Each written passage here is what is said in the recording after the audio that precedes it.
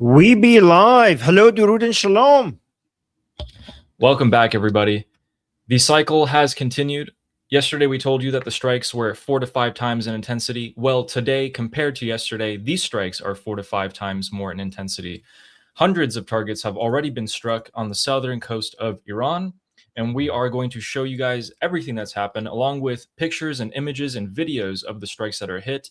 The explosions are massive this time. Every major strategic point on the southern coast of Iran, of the Islamic Republic, has been hit multiple times. I'm guessing at this point 20 to 30 times each, putting the strikes in the hundreds, everywhere from along the border of Pakistan all the way up to the border of Iran and Iraq, Bushehr. Nuclear power plants are in danger. Army barracks have been hit, where pilots of the Islamic Republic Air Force have been sleeping, has been destroyed. Casualties are unknown at the moment. The Islamic Republic has lashed out already and has launched ballistic missiles. These have been intercepted, as we know so far. It seems like they will launch many, many more. Ports are being destroyed as we speak. The Islamic Republic has issued a threat to Armenia, of all places, at the moment, accusing them of helping the US gather intelligence. And it looks like, in general, if our system and our cycle is true, after the US responds to the Islamic Republic's aggression, the Islamic Republic starts emptying out its missiles and drones on the Arab countries. So we'll be looking for that in the next couple of hours. We've seen an interesting statement by a senior White House official. He has said, I don't know who this is and I'm trying to find it out, but he has apparently reported to major news channels that the next strikes on Iran will be in major cities and the capital. It looks like we can connect some of the dots here with the USS Boxer carrying the Marines all the way over to the Persian Gulf. We can connect that dot with the strikes that are happening on the southern coast of Iran. It looks like the US military is opening up its options for itself on a potential ground invasion, or at least the threat of it. And we have to also see, now that Donald Trump has come out in the NATO summit in Turkey and said, we will destroy the Islamic Republic, no more talking, the MOU is over, is Israel going to finish off Hezbollah, and by doing so, trigger a response from the IRGC, which would start the war off completely. So, with all of that, Armin, how have you been feeling today doing your lives and seeing the news like this come out? Just wondering, like, really eager to see if we're gonna is this gonna just be is this going to be just basically a few symbolic attacks, or are we going to go into taking out serious high-level, high-ranking officials from the Islamic Republic? Are we going to see infrastructure damage? So there's two levels to this. Either this is going to be another love tap. We're going to go basically symbolically bomb certain areas within Iran and then end that, or it's going to be a more serious response. I know the Arab countries around the Persian Gulf right now are begging the United States, like, to do something significant. The idea of appeasement with the Islamic Republic for a lot of the Arab countries in the region is they're giving up on that idea. They're at first they were trying to get the United States to finish the job, and then when they saw that that's not happening, they went begging to the United States to appease and do a ceasefire. And now I think they're swinging back to, please just come and get it over with, because this is not, they can't tolerate this. But yeah, what do you think, Ali? Do you think, are we going to see another love tap or a serious escalation of military I think it's contingent on two things. The response of the Islamic Republic tonight. They've only launched a couple of things that got intercepted. No one's really cared. But if they go all out and start dumping their missiles, not only towards the U.S. Navy, but more importantly, what would draw the war again is if they attack the Al Udeid base in Qatar. The reason for that is because the United States Air Force has parked 40 refueling tankers and fighter jets in the Al Udeid base in Qatar. If these are hit, we're going straight back to war.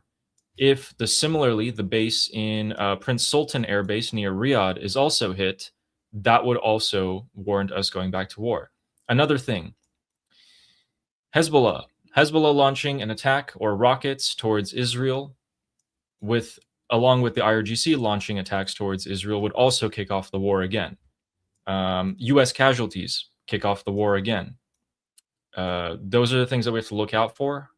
Other than that, I think for tonight, we're just looking at the southern coast being obliterated. And by obliterated, I mean, if we go down to Shabahar here, and let's show you guys what it actually looks like. This is what we're looking at in terms of intensity.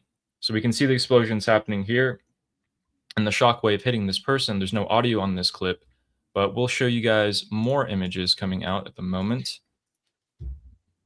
Like this. This one is blurred out, the south part of it, just so people don't see where the picture is taken from. And we have so many more. Okay. Wow. Big piece of news. Not what I would have expected, but a U.S. official has reported that Bahrain has taken part in tonight's attacks on the Islamic Republic. That is a significant piece of news, ladies and gentlemen, because Bahrain has, for the time being, only been receiving bombs and missiles and has not gone in the offensive a single time towards the Islamic Republic. We can see that perhaps more of the Persian Gulf Arab countries are joining in. They've had enough. So the only other country that significantly responded to the Islamic Republic, Saudi Arabia probably did some symbolic ones that was prearranged with the Islamic Republic, but UAE was the only one in country around the Persian Gulf, only Arab country that attacked the Islamic Republic in a significant way. And Bahrain now is joining that list. What do Bahrain and UAE have in common? They are more friendly towards Israel. They're part of the Abrahamic Accord. So Kuwait is not part of the Abrahamic Accord. Qatar isn't. Saudi Arabia isn't. But Bahrain is. Correct. And so, guys, we don't know which of these strikes may have been the Bahrainis, but we do know that as of probably, I would say 30 minutes ago, these are all the strikes that I've managed to find. So we can go all the way down over here. So there were massive explosions in Jask, which are a little bit cut off here. But all along the coast, everything has been hit. Anything of importance has been struck. Now, this is probably, I would say, a third of the locations of the strikes. But if you look over here in the Persian Gulf, Abu Musa has also been hit. What I want to point at your guys' attention to is that every single island has been hit. Previously, we didn't bother hitting the little islands at all. But when I was connecting the dots with the USS Boxer, maybe a week away at this point, maybe 2 weeks away, it makes sense for any sort of your military operations to begin with the southern coast of Iran, destroy every and any military site, radar, and missile defense that you could possibly find. They went as far as to strike the military barracks for the Islamic Republic Air Force. I don't know if the pilots were sleeping in there, but if they were, they don't exist anymore. And similarly, we can see that command towers for the airport of cities like Bushehr were also hit and have suffered massive damage. As we can see there. And looks like that person was scared, but this is what it looked like before. And it seems like there's a chunk missing out of the left side of it. And the video was showing more of the right side. But all the windows have been shattered, and it looks like something did directly hit that. This tells me that this is more of a preparatory strike, and that these strikes will at least continue for a few more days. Whew. There's been an astonishing amount of news that's been coming out. By the way, the strikes have never really stopped since yesterday. They continued well into the morning Iran time and have subsequently only stopped for about 6 hours until they picked up again 2 hours ago. Things are, if you look at just the kinetic action, things are escalating a lot. New countries are joining in.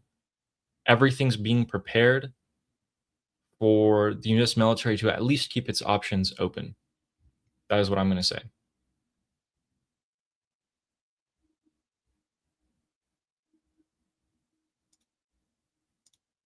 Okay, we have some more images coming out at the moment. What's your prediction for tonight? This is it. I think my stay at this level. But it's all contingent on, like, as I said, what is the response of the Islamic Republic going to be? I think Bahrain is going to get hit much more tonight, because if we know that the Bahrainis have attacked the Islamic Republic knows, and they're not going to be happy. But Donald Trump has gone and posted all of these images onto his Truth Social about the explosion. So let's actually check that out. Let's see which ones he posted.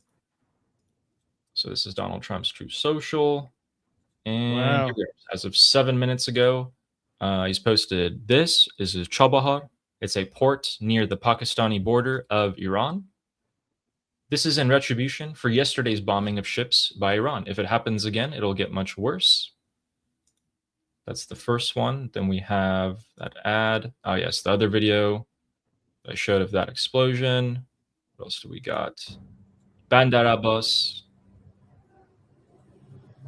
There are massive fires across Bushehr, Bandar Abbas, Chabahar, 3 of the major port cities of Iran. Let's take a look at it again. I actually missed that. Yeah, these are pretty significant explosions. You can hear the noise of that. Any more? Nope. Then he goes straight to talking about gambling and citizenship. Okay. Really interesting. So I need to keep one of my eyes here on my right monitor and the left eye on you guys. But yeah, so the ceasefire is going great. This is the effect of it. I think a deal's pretty much on the table at this point, definitely.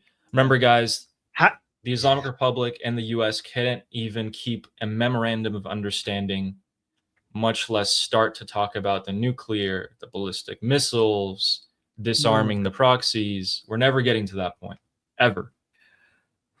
Yeah, that's actually a very good point, Ali. Given that we couldn't even get close to an agreement on the Strait of Hormuz, which is so much easier to do than the enriched uranium issue, what are the chances of us having a deal?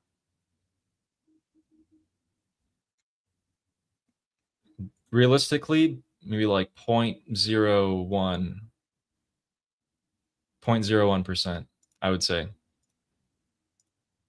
No more, no less. And we actually have the full-on interview or conference from Donald Trump, which is 40 minutes long, which we'll probably review in a future stream because today just seems to be packed with news. At the moment, as of the last couple of minutes of explosions, it does seem that the attacks have subsided. It seems like the U.S. will be waiting to see what the Islamic Republic's response is, which gives us a second to go through everything that we need to get through. So here's what's going on. Some of the key things. Oh, yes. Break it up. So if we go to Tehran, every single time that in Mehrabad Airport, the IRGC has moved their planes out of the only airport in Tehran, every single time, 24 hours later or so, the strikes have begun. And so we got confirmations of this from people in Iran telling Shin that, hey, a lot of planes have taken off from Mehrabad Airport and they seem to be heading east. Speaking of east, if we go to the map of Iran, guys, what is the major city in the eastern part of Iran? It's Mashhad. Mashhad is the final resting place, although may he never rest in peace, of Ali Khamenei, the supreme leader. He's supposed to be all the way over there right now, but he's all the way over here. He's over here. His body's over here. They left his body here, And the president of the Islamic Republic ran away last night after the U.S. started strikes. He boarded a plane and got straight back to Tehran, leaving the body of Ali Khamenei and the foreign minister Arakchi stranded here. And speaking of Arakchi, let me just show you guys something to take the ice off of things. Just go back here. I was actually already on it. So here we can see that the foreign minister of the Islamic Republic is being swarmed by hundreds of Iraqis who are trying to rub his head for some reason. Don't ask me. I don't know why. But they're yelling, Arakchi, Arakchi. And this video is not doing a great job, but we can see it right there. Do you guys see that guy right there? I know exactly. Armin, tell us, why are they rubbing his head? Here, can I share my screen so I could explain it? Okay, so here. Let me go through the head rubbing. It's good that they're rubbing his head instead of other places. So here. So it's interesting because people are swearing at him and cursing him, and some people are trying to rub his head.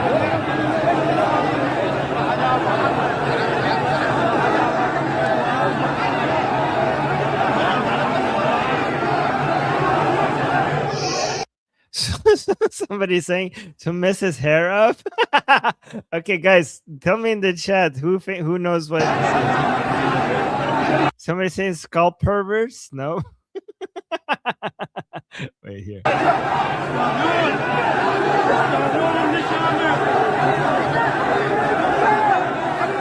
So you see here, they're rubbing his head. You see that's Arakchi in the middle of the crowd, and here you could actually see why they're rubbing his head.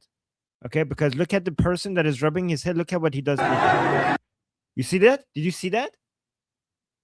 Did you? Ali is shocked. You see that, guys? Look at this. Rubbed the head. Rubbed his own face. Rubbed the head. And then rubbing his own face. You're muted. It looks like he licked his hand. No. He's rubbing his own face. Ugh. So here, look at this here. See other people. This guy, look at this guy. This guy is also trying to get some head action here. Here, so this guy got some head action. This guy is rubbing his own face here, and now this other guy, he's like, wait, look at this other guy is like, give me some too, give me some too. And see that guy went and touched his own face as well. So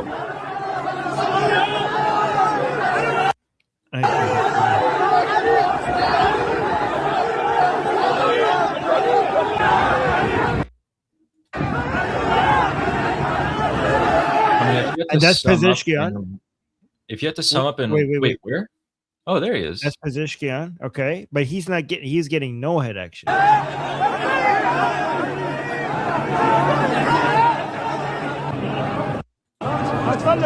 So okay, so did anybody in the chat get the explanation? Because I want to tell you, but I want to see if anybody knows what's happening. So he's rubbing his head and rubbing his face. This is because they think this is a holy man, and they're trying to get the holiness on their body. So they, Ali, this is the same thing as rubbing the cloth on Ali Khamenei's coffin. It's the same thing during the previous Supreme Leader's funeral, where they tried to kiss his dead body and touch it and then rub themselves on it. Yes, but it's interesting because this is not a holy figure. Like, why is... But these people are just... Like, they're just thinking that if you're important, you must be holy. Like, their brain is like, oh, this is an important person. Let me rub his head and rub it on my face. I'm getting some blessing. What, also, Arakchi, guys, in Farsi is pretty much Iraqi. Like, Arak means Iraq. Arakchi, like Iraqi. So that's what his last name means. Maybe they're so stupid that they really do think he is some sort of big deal. So yeah, somebody is getting this right. Somebody is saying that he's holy by association. Yes, yeah, exactly. He's an important figure within the Holy Islamic Republic. So he's just holy by association. It's interesting because while some people are trying to rub them and make them to squeeze out some holiness from their heads, they are also cursing them in the same area. Look at this.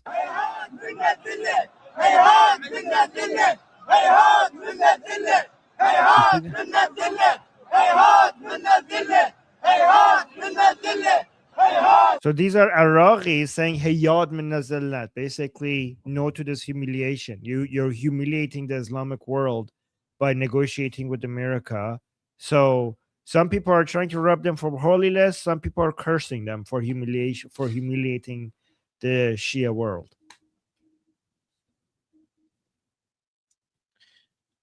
It's either milking holiness or cursing for humiliation. A mix of both.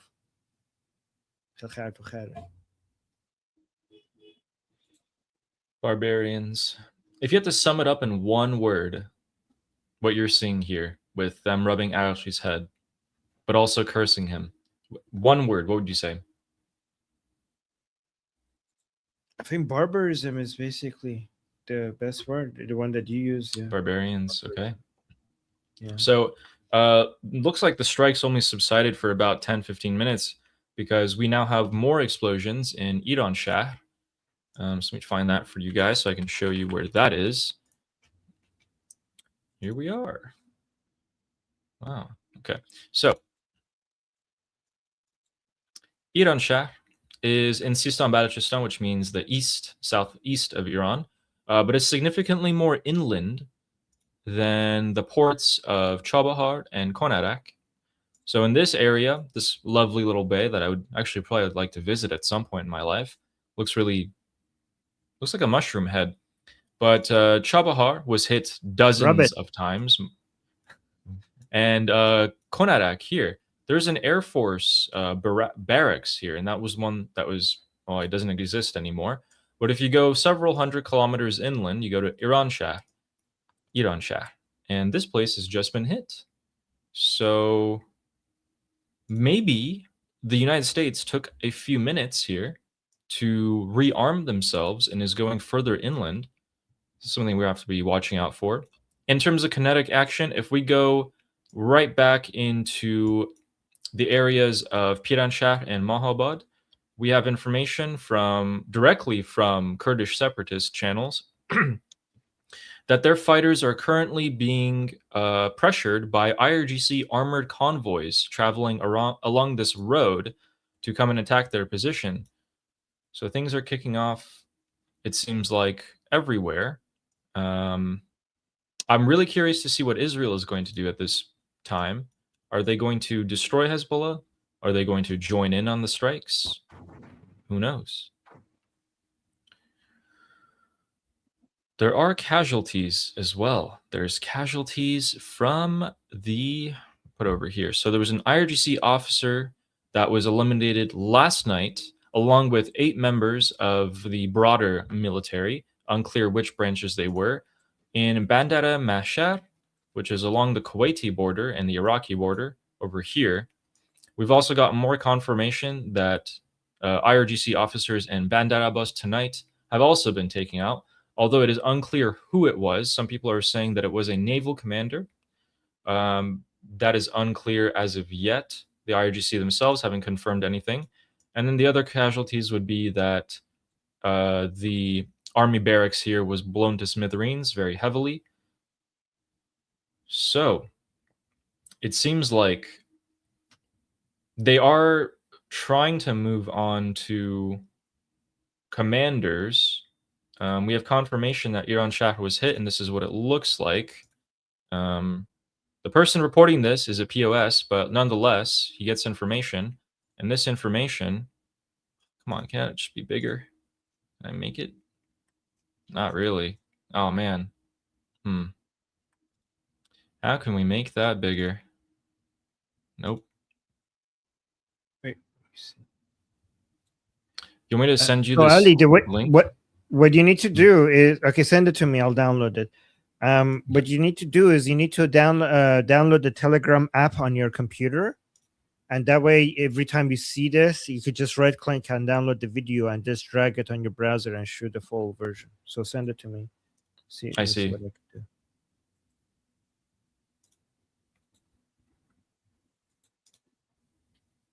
Oh my god. Yeah, these are big explosions here. Oh, I know this person. He doesn't let you download it because he wants all the credit. This account, I know this account. It's okay. I'll download it. Yeah. Okay. All right. Let's see what he's going to do about this. He's not going to let us download it. Also, guys, this guy's a big POS. Like, no one cares if you download his stuff. All right. Now we go back to StreamYard and we show you guys. So let's take a bigger look at this. Everyone's like, why did he go through so much trouble to share this?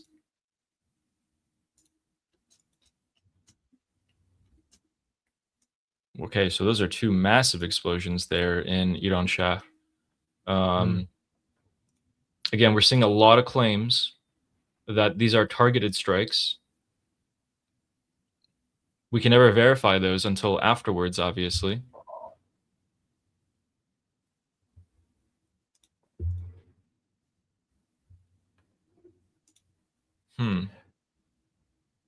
I have some. Okay, no. Let me know when you are when you have time, because I have some interesting updates regarding JD Vance just came out and said something regarding what they're doing to the Islamic Republic right now. So let me know whenever you Let's do it. Go for it. Oh. Okay, here. Let's remove this. So here. So JD Vance is losing patience as well, it seems. Most of all, thanks to the troops, we came into the situation with maximum leverage and maximum strength. Their nuclear program was destroyed. Their conventional military was destroyed. And you've got some people within the Iranian system who are saying, you know what? We want to change our relationship with the United States. We want to turn over a new leaf. And the president said, okay, we will sit down at the table and negotiate and see if the smart people in that system can take over from the crazy people. Well, here's the basic deal that we cut. The basic deal that we cut was, we'll lift our blockade if you stop shooting at ships. But if you shoot at ships, we are going to punch back, and we're going to punch back harder than ever before. That was the deal. They said they would stop shooting at ships. And what happened 24 hours ago? They started shooting at ships again. Now, they were good. They were well behaved for about a week, but then they started shooting at ships. So the deal is very simple. If they shoot at ships, we're going to knock the hell out of them. And it's that simple. And that's the basic way it's going to work.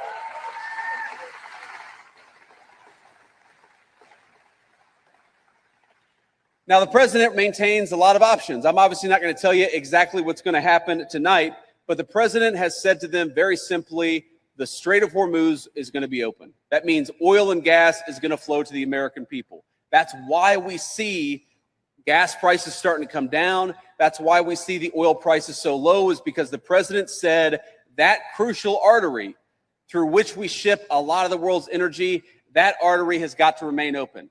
And that is what the Iranians have to know. If they try to close it down, there's going to be a response for the American military. It's that simple. That's the deal. They can either follow it, or they can have exactly what happened to them last night. It's just going to keep on happening until they open up that lane and stop shooting at ships. It's simple. Most of all, interesting update. You know, he said the blockade.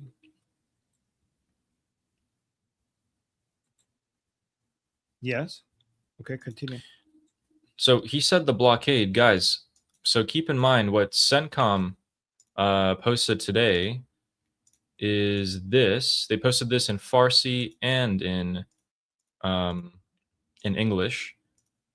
I'll just keep the audio off so we can talk. So they said that we have over 20 ships still right there. Everything's ready. And it's a clear sign, in my opinion, that they are willing to put the blockade back on at any moment. Now, the planes you see here are currently bombarding the southern coast of Iran, as well as the ships. They're also launching missiles, and that's confirmed. As JD just said, They couldn't behave. No one's surprised that they couldn't behave. And what I'm expecting is, okay, revoking the oil waiver, putting the sanctions back on them, great step. Let's put the blockade back on them. We got hundreds of ships out over the past week. Let's finish the job. You've been saying, the United States military has been saying that it won't take that long to finish them off. It'll take a week, maybe 2. You can do it. This is a great time to do it. Khamenei's body is still in Iraq. It's not even in Iran at this point. The strikes continuing means he can't even be buried. But in other words, I feel like if they begin striking the repression elements, the ones responsible for killing the people, instead of these military targets on the southern coast of Iran, there will be much more pressure on the Islamic Republic to come to the table. What do you think? That's true, but with regards to Ali Khamenei's body, I don't even know if you could get it back to Iran even without with this military operations stopping, because here, let me show you. It seemed like somebody stole it. No, like I'm not. Look at this video. I saw this, yeah. Like, stop! Where are you going? Look at this guy's shocked with his face. Look what's happening. Oh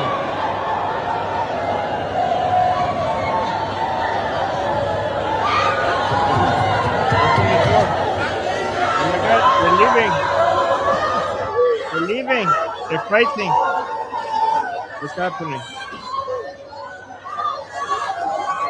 I don't know what's happening.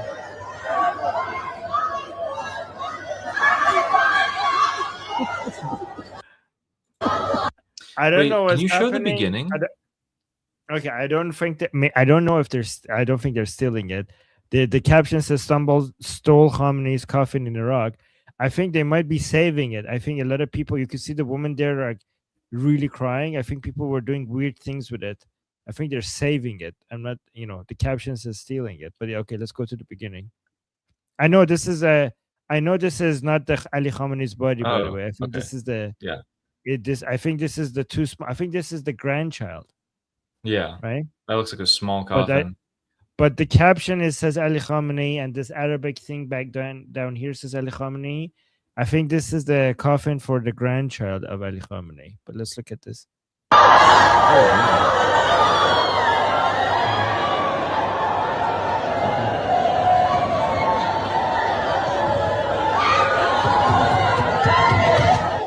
Go. Open.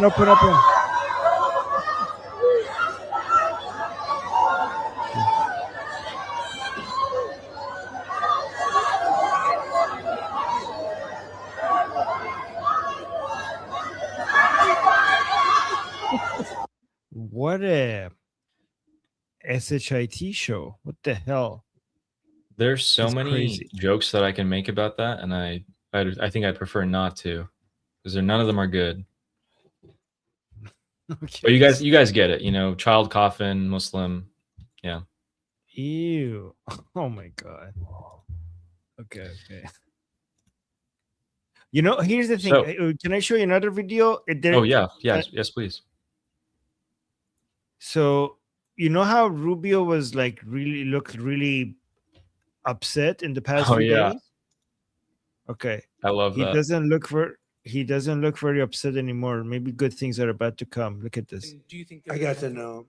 So I've said that about a lot. Rational. I think they're much more rational.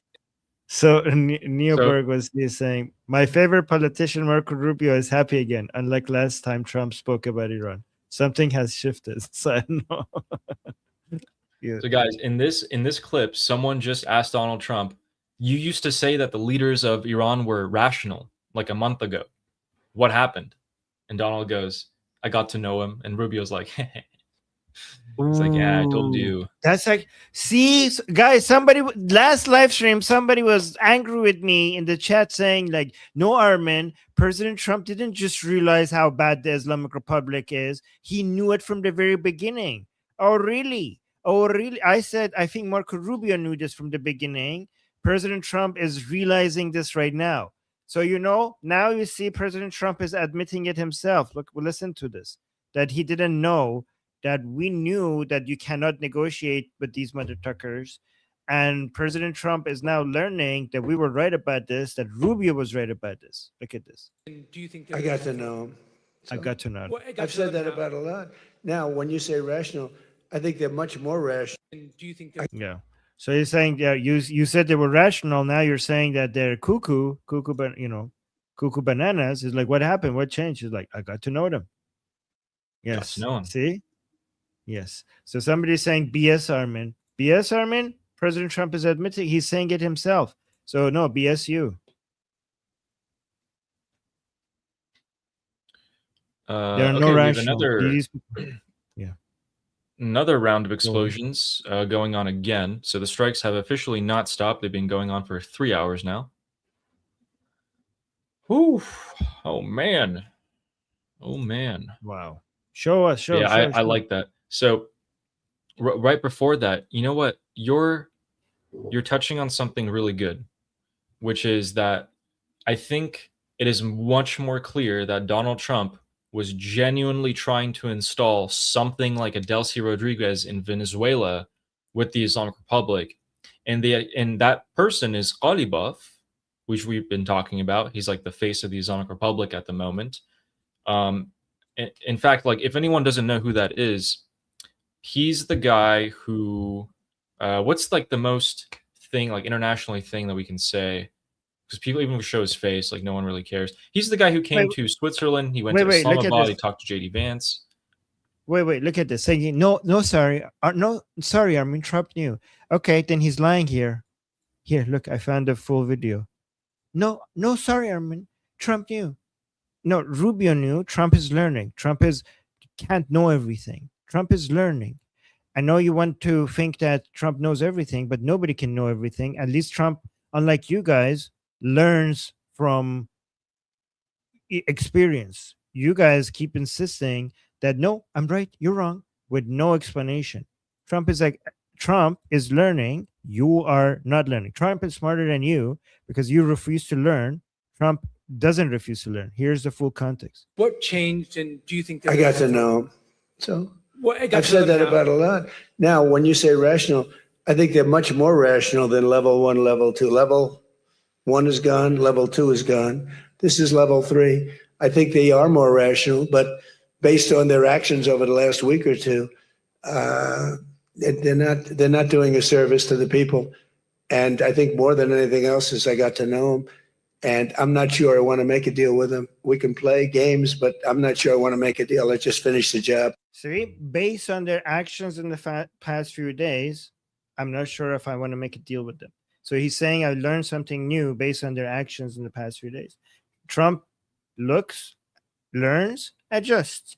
You who insist that, no, this is the case, and even if evidence doesn't change your mind, Trump is better than you because Trump looks at the evidence, readjusts his views. You don't. Trump is smarter than you.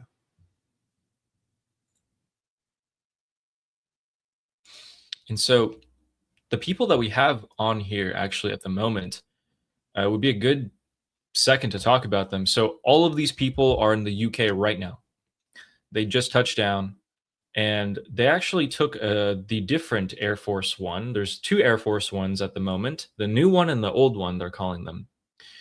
It seems like on the way from Turkey to the UK, Trump was slightly worried about the possibility of being assassinated, and he took a different plane than his regular Air Force One in a more stealthy way. But everything's all good, and he is in the UK at the moment. The man on the right side of the screen, Scott Bessent, has resumed cash payments to the country of Iraq. And that is because that Iraq has shown that they are willing to go after IRGC-backed proxies, and also just promised Bessent today that none of this money, this US dollars that they're getting from the US, will go to the proxies, will go to the IRGC proxies. The man on the left side of the screen, Pete Hegseth, was scheduled to be in Israel today and to meet with Netanyahu and other IDF commanders. That meeting got canceled, and he is back in the UK. Not sure why that may have happened, but it seems like instead of the in-person meeting, they had a phone call. And in the phone call, they also informed Israel and Bibi that they were going to strike tonight. This conference is hours before the strikes began, with all sorts of wild statements coming out. This was actually kind of last night, our time, and it was great. I was really happy. I went to bed happy listening to all of that.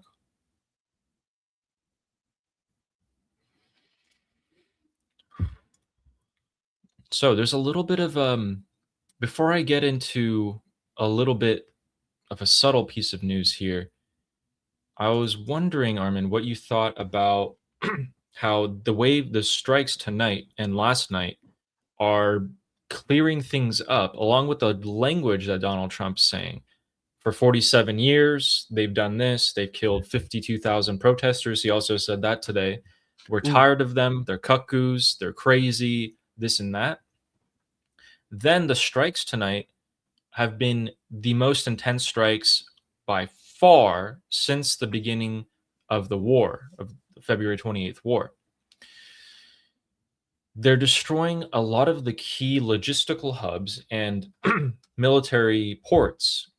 They're targeting key barracks and commanders. There's a lot of chatter through Iranian channels that one of the Salman Corps commander has been taken out, and other such things. Yeah, we have to see. But we have to see about that. Yeah. With all of these, that's amazing news if it's true. Yeah. Yeah, I completely agree. With all these key facilities being hit, it seems like they're paving the way to open up themselves for the option of Marines landing and taking some strategic places. We've had everything from Bushehr to Kharg Island to every single island in the Persian Gulf being hit. That has not happened before. They haven't touched these places before. So right. I think, in my opinion, that they're just giving themselves the option to use the USS Boxer by eliminating all of these defenses that the IRGC has. Yes. Yeah. I mean, I do think that they're putting all options on the table.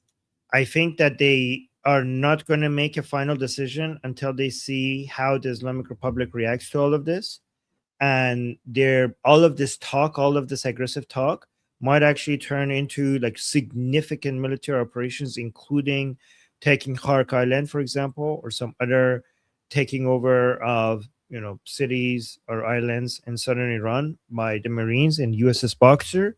It could also just put the United States in a position where it scares the Islamic Republic to a degree where they're coming back to the negotiating table and give the Americans more of what they want. So it could go either way. But whatever happens in the short term, long term, major military clash between the Islamic Republic and the United States is inevitable.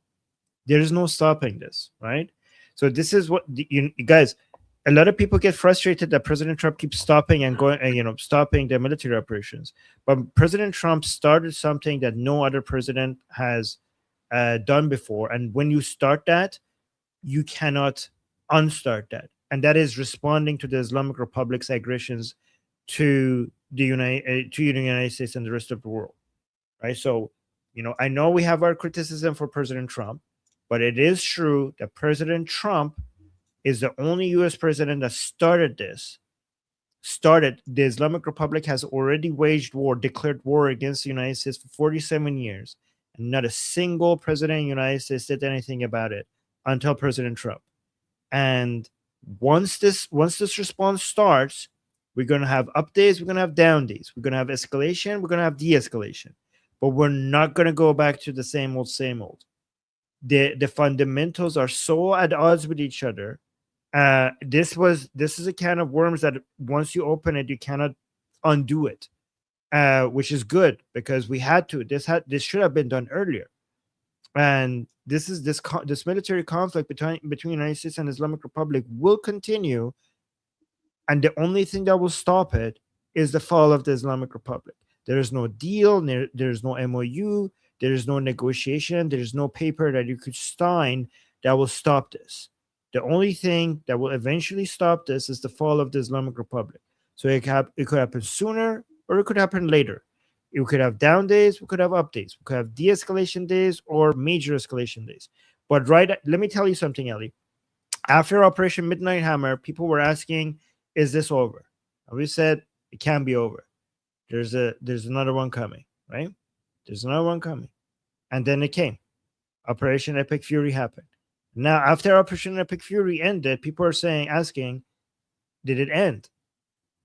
Just like we were right about what happened after Operation Midnight Hammer and eventually Operation Epic Fury happened, I can tell you that one way or another, there's going to be something huge happening again after Operation Epic Fury. The timing is hard to predict or impossible to predict, but there is no way to stop this.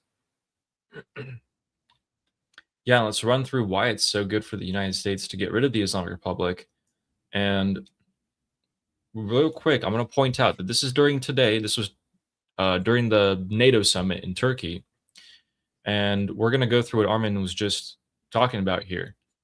On the right side of the screen, there's a guy in military outfit. That's General Kane. He's in charge of this entire operation with the Islamic Republic, and he was there in Turkey. And he spoke to many of the different NATO commanders. Now, the other thing is, of course, Scott Besson giving us a beautiful smile here, looking like an absolute supervillain. But if we want to talk about why the United States is going to finish the job here, it's because, well, they kind of have to. And let me show you why they have to. They don't really have a choice anymore because of the United States' oil reserves. So let's take a look at what the oil reserves are at and how they're doing. Doesn't seem like they're doing too well. That little arrow on the right is you are here. We just took a sharp plunge down. We were at all-time highs. Then the war started. We came back down. Then the blockade, and we got some ships through. This whole fiasco for the past couple of months kind of went back up, and now we're way down again. So we've released a ton of oil from the United States' reserves, and we've stabilized the price of oil at around 75 at the moment. I think it's 75. Let me just check real quick. 77 actually climbed back up. Just an hour ago, just 2 hours ago, it was at 70, 75, 76. We're back up to 77.6. Okay. What if during the midterms, the Bab el-Mandeb closes from the Houthis? They've been active this week. They've already attacked 4 different times. The Strait of Hormuz closes, which is not a far cry. We've seen it happen multiple times now. And the U.S. is just left to rot in terms of oil. Russia's oil refineries are not any longer pumping oil into the world markets. They are screwed. Last night, the biggest oil refinery in Russia was obliterated. The biggest one. It was also 100 miles outside of the largest range strike that Ukraine's ever done. So Ukraine just beat their world record for the longest range strike they did, hit the biggest oil refinery in Russia, blew it up. Russia's struggling. Their gas prices in Russia, equivalent to US dollars, is 12 to 30. Well, now it's probably $14 a gallon. A couple of days ago, it was $12. They're suffering. They're not going to be pumping oil out into the world. If the Gulf countries are also not going to be pumping oil out into the world, that's really, really bad for everyone. If our reserves were still stocked like sky high, we'd be totally fine. We'd be making a ton of money. But we're approaching levels where it's getting a little dangerous just on a logistical level here. Not only that, how much money does it cost the United States to fight terrorism in the Middle East? How much do we have to pay countries like Iraq and Israel and payments? Why won't we just get rid of the IRGC and we never have to deal with that again? These countries themselves, Iraq is showing a willingness in the past few weeks to go after them. The Iranian people will go after them no matter what. Israel has always been going after them. Let's leave it up to the professionals in the Middle East who know the politics and the different know-hows of the Islamists. Let's leave it up to them. Let's finish off the job here. What are the other points that you think, in your opinion, are beneficial for the United States to get rid of the Islamic Republic, Armin?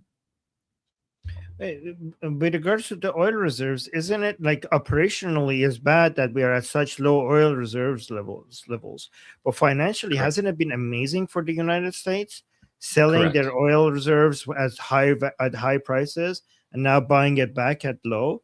Like US is making a killing, keep selling its oil reserves at the highest prices and then buying it back at the low. Like financially, they're Correct. like they might be running out of oil, but they're swimming in money. No, right? Yeah, I don't know. that's the only problem Right. is that you make so much money, you've profiteered off of it so hard, but at the end of the day, you are running out of oil. You can only go Right. so far with it. We're stuck at that point now. Right.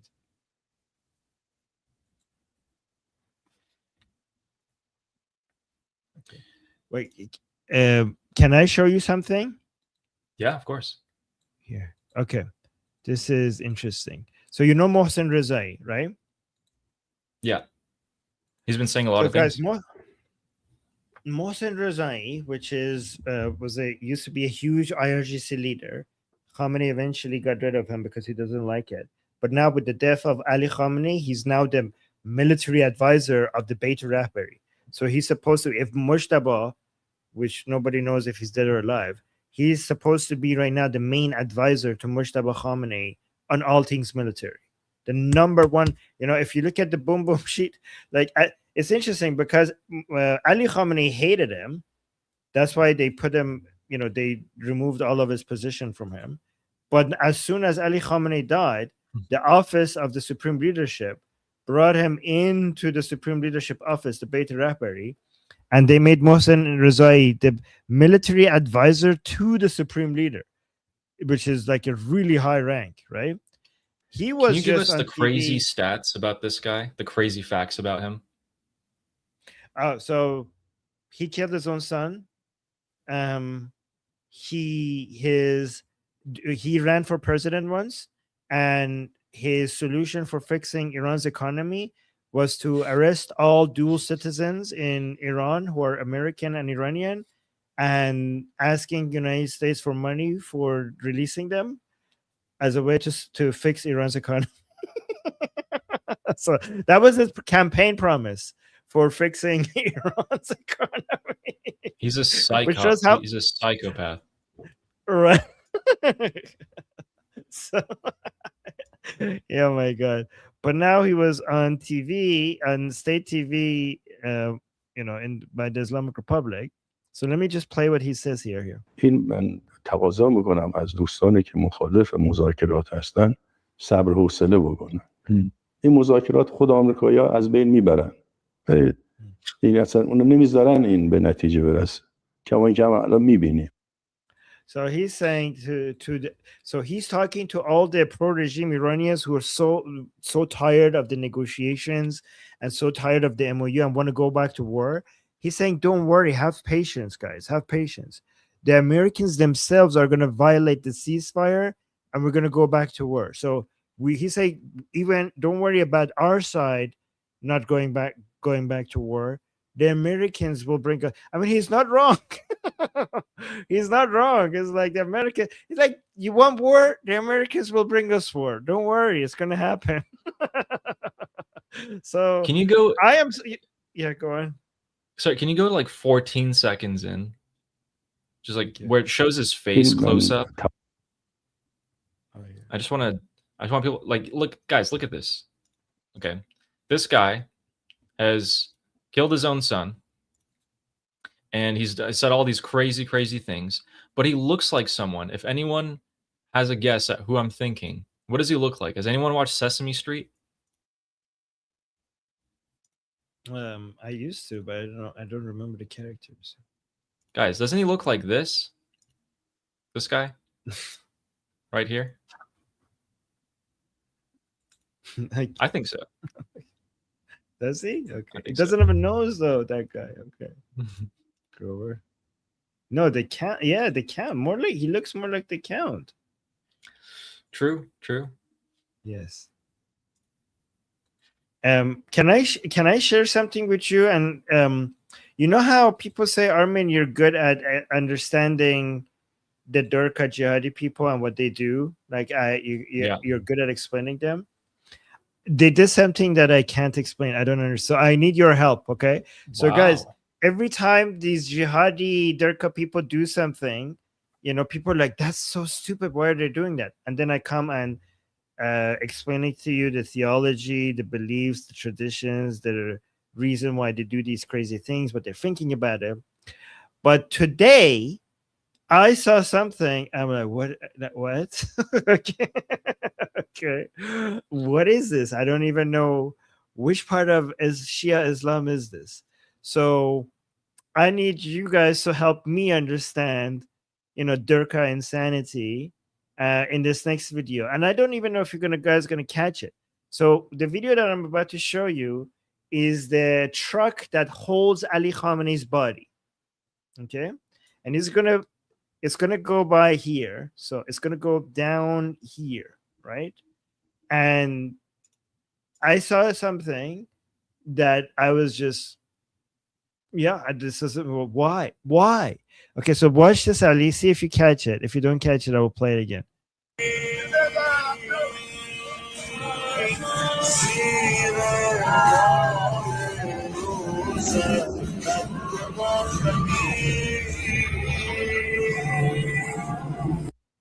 Did you catch it? Yeah, I did catch it. Okay, so guys, you can see the truck. These are all the bodies of Ali Khamenei and his family. Okay. I don't understand this part.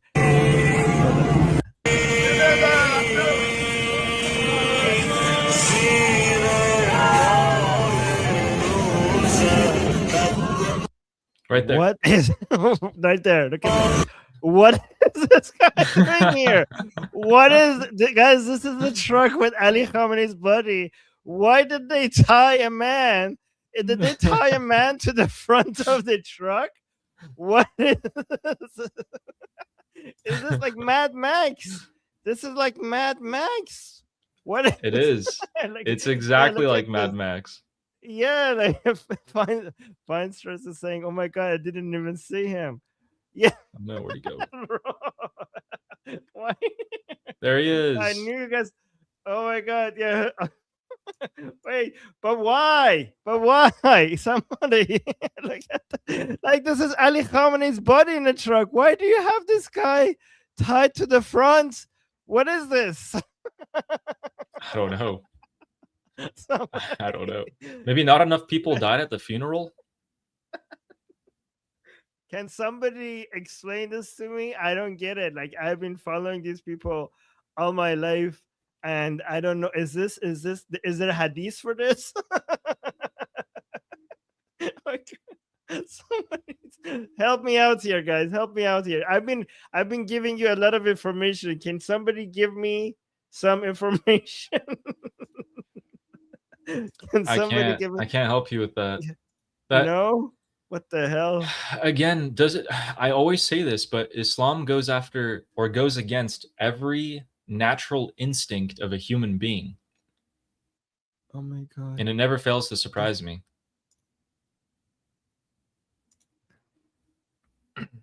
Yeah, look at the Mad Max Fury Road, whatever. What is this? You know, it does make sense because they want to be Shaheed.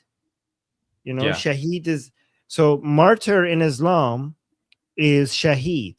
Shaheed is somebody who you witness. So you die to be so that you could be a witness. So Mad Max, the people who are doing this kind of stuff, they say like witness. What do they say in Mad Max? Like witness me. Maybe these people watch too much Mad Max because it resonated with them. Yeah, that's a good point. Yeah. That's a good point. Armin, how much money would I have to pay you to do that? Be like, hey, Armin, I'm just gonna tie you to the front of this truck, and we're gonna like go throughout town. How much would I have to pay you? There's not enough money in the world because for no money I would risk my life for no amount of money. Yeah. Oh man, how much money do you think this guy? I think this guy did it for free. To be honest, he did it for free with this. Yeah. They say witness me. Man, Jesus God, it's freaking psychopaths.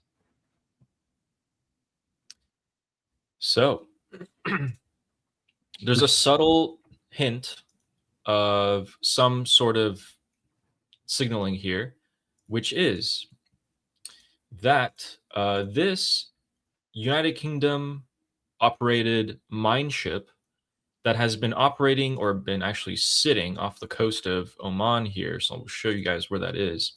So in the little port of Dukm, or Dukm, I don't know how to pronounce it, there has been a little UK mine ship just sitting in port there for a while. And today it decided that it was going to get up and leave, and it started going to the Persian Gulf. So this came at the same day, so it was last night for them, today for us, that the UK, France, Germany, and I think a couple other ones have declared that they're going to conduct an operation in the Sea of Oman starting today for the next few days. Given that they only have mine ships in the area, it looks like they're getting prepared to demine the strait. So it does also make sense that the Strait of Hormuz is being heavily bombarded to get all of these coastal defenses out of there, especially the speedboats. Seems like about 60 speedboats were taken out last night. And then today, more of the same. So I think we're paving the way for something to happen. All of this screams preparation to me in particular. We're seeing a little bit of signs of it too. So, but moving on up to the capital, Armin, I think something's been happening, because on this highway, on the northeastern part of Tehran, there is a big fire. And you can see the smoke of it happening here. People are claiming that this is a radar installation in charge of protecting the city. Who knows for sure? It's not like we can go up there and check. But people are being active, as well as there was another city that was also experiencing some gas leaks here. By gas leaks, we mean Immortal Guard, CIA, Mossad agents there. So now that we have majority of the news covered, quick little update. So last night, Bahrain and Kuwait were both hit by ballistic missiles and drones. Their power went out. It wasn't supposed to go out, apparently, but it did. When the officials have apologized that the power went out. So that was not planned. And then Bahrain responded today by hitting the Islamic Republic. So it only took them getting hit 20 times in a row for them to finally hit back, which is great. So with that, should we read the super chats? Yes, let's read the super chats. So Fleshy is saying boom boom counter. The boom boom counter for today alone in terms of explosions is up 200, is upwards of 200, 250 easily. No way. Really? Yeah. Yep, over 200 strikes today. So last night, CENTCOM claimed 80. The IRGC took that number, added 5 onto it, and said, we struck 85 targets of the United States facilities in Kuwait and Bahrain. Zart, that's a lie. Well, the U.S. today has struck much more than that. So let's see if the IRGC comes out and adds a number and says, yeah, we did that too. But thank you so much, Fleshy. And Ida saying, hey guys, do you think they will go after Israel this time? I don't think so.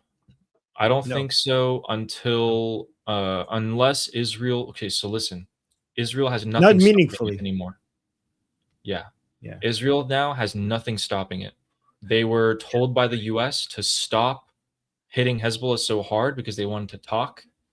But now that Donald Trump's like, it's over, we're not talking to them anymore, ceasefire's off, Israel is probably going to take this opportunity to hammer Hezbollah and maybe even finish them off for real. If that happens, at that point, I would say the highest likelihood of an IRGC response is right then, when Israel launches a full-out attack. What do you think? You know, Israel would be like, I dare you, please. Ooh, I'm itching to come into this war. Just give me an excuse. Because if they hit Israel, Israel would be like, well, you can't tell me not to strike them now, right? Because right now, United States is like, Israel is Israel. Israel. Okay, we got this. Okay, Israel like, oh, I want to get in. I want to get in. I want to get in. And he say like, hold on. But obviously, if they get hit, Israel like, I'm sorry, That's what? it.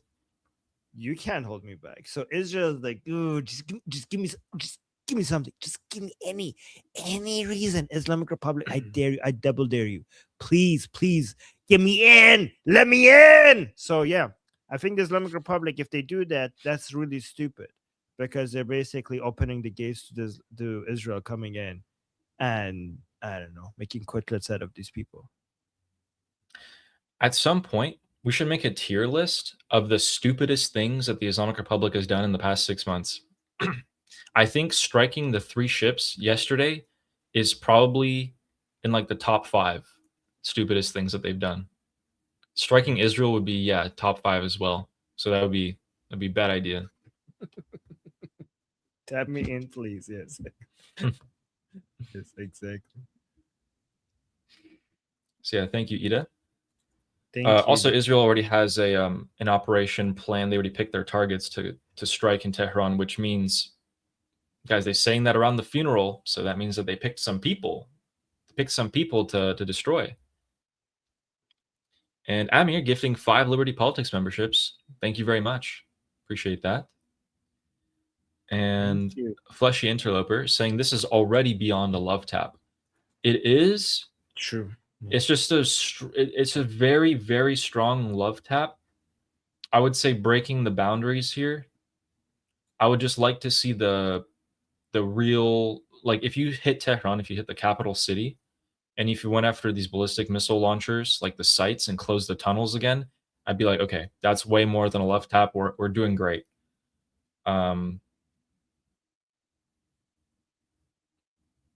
Okay, breaking news. Donald Trump has just said that they, meaning Iran, called a little while ago. They want to make a deal. Have we heard this before, ladies and gentlemen? I think we've been here before a few times. Very familiar, very, very familiar cycle. So let's wait until we hear more of that. And Fleshy also said, no quotelets. There's some military and IRGC officers that are already confirmed to be dead, but no one of significant importance, no commanders yet. So yeah, but hey, hopefully soon we make some yummy quotelets.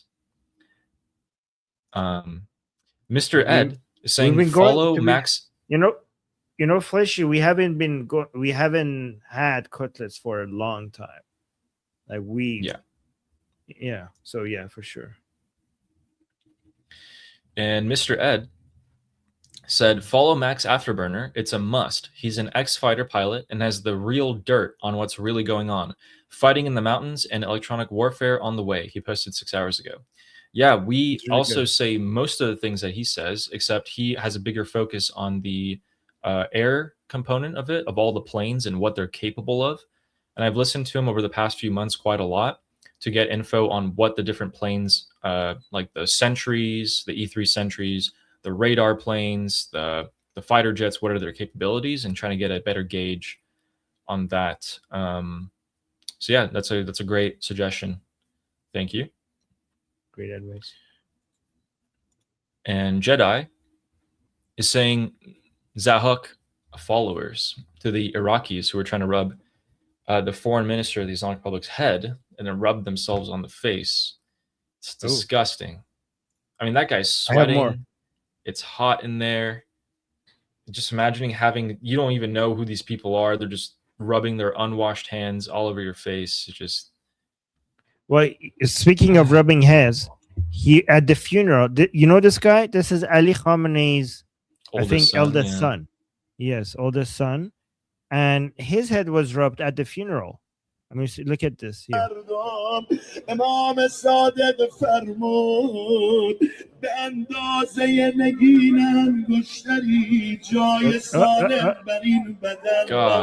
Oh, man.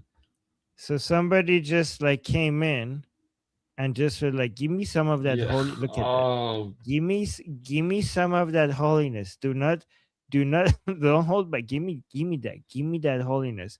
Put it in the cloth. All right. Put it in the cloth. so yeah, it just comes and rubs his face with a cloth to get the holiness. You know, the weird thing about this, I don't know, everything about it is weird, but even Islamically, this is weird, because this guy, he's not an ayatollah. He's not a mujtahid. He's not an ayatollah. He's not a marja. Okay? He's not even a regime official. No, he's Ali Madda. No, Ali Khamenei's son would not be a Madda. He's nothing. So he's just like nothing. He's nothing. He's just Ali Khamenei's son. And for that, he gets a rub in the face. Like, you think this man has holiness in him? He's not a marja. He's not an ayatollah. He's not a mujtahid. He's just Ali Khamenei's. He's not a regime official. He has no role within the Islamic Republic. He's only Ali Khamenei's son. And for that, he gets a rub. You know, we oftentimes try to apply logic in rationality. I think I'm trying to throw that out the window and just be like, okay, doesn't make sense at all. All right.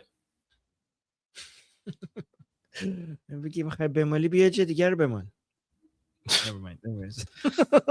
Yeah, anyway. Okay, sorry, Ali's mom. I know. Sorry, I need to be better. Okay. No, it's all good. Yes. So yeah, that's pretty much it for the breaking news of today. Unless something new comes out. Again, I don't like that. I don't like that statement, Armin. I don't like that statement. Which one? The one that I just don't made? Like. No, I don't. No, not that. I don't like this. I don't like this. This is rubbing me the wrong way. That's a good one. Oh, this one. I don't like this statement, guys. Ooh, see, I knew it. Yeah. This just happened, right? Yes. Yeah, this just happened 10 minutes ago. Oh my God, Feinstra's in the chat is gonna be like, I knew it. Where is it? Feinstra's, are you here? Give us what you're gonna say. I did, yes. So people boo, people are saying boo. Oh my God, boo. You know, we still don't know which way it's gonna go, but I did say one of the options is that President Trump is doing all of this to get the Ghalibaf call. Didn't I say, guys? Didn't I say in the previous stream with the monkey that Ghalibaf, we're gonna see what Ghalibaf is gonna give, because this is gonna, all of this talk of, you know, it's over. These people cannot be negotiated with. There's no way to make a deal with these people. This is gonna scare Ghalibaf, and Ghalibaf is gonna get on the phone, and he's gonna try to offer so much. And did you watch the stream that I did? I said that whether or not we're going to go to significant military operation depends on what Ghalibaf comes and offers to the Americans on the phone.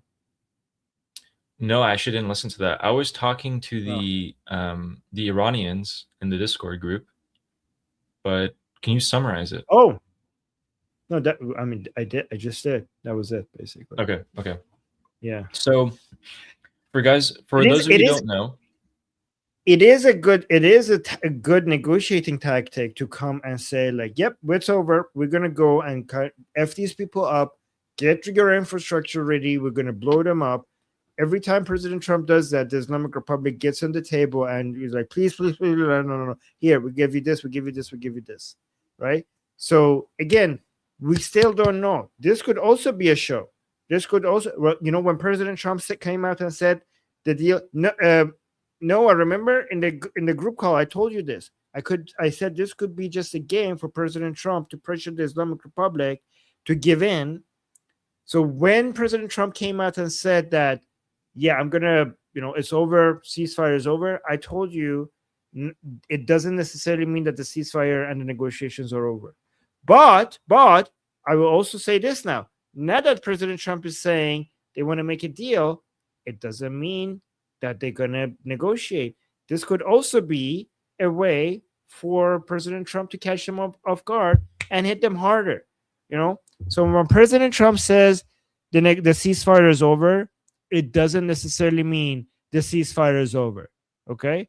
And when President Trump comes and says we're making a deal, that might be when he hits them the most, hardest, right? So the only way to judge what President Trump is going to do is to watch he does, not what he says.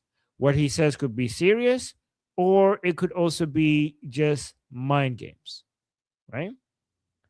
The only thing we know is going to happen is what happens. Yeah, so he has done that before, as you just said.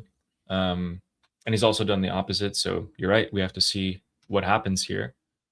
For those of you who don't know, Ghalibaf is the person inside the Islamic Republic that Trump is talking to and cutting this sort of deal with. Someone is saying Trump is live. Could you check that real quick and see if that's... Yeah, but I'd rather get the clips from the parts that he talks about Iran rather than just watching it live. True. Completely. Yeah. Right. So he's talking to that guy in the Islamic Republic, but that guy, it's not like he controls the Islamic Republic. It's not like Ghalibaf is in charge of everything. There's the IRGC faction. Then there's Ghalibaf with the political power. The IRGC want war. They want what we want, to be honest. They want war. Ghalibaf is trying to keep them under control so that he can assume power, full power. If Donald Trump strikes this heavily, the IRGC are itching to respond and go back to a full-on war.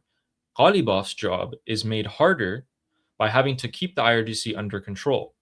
But if the US comes and they assassinate some of these IRGC leaders that are against Ghalibaf, that might make his job easier.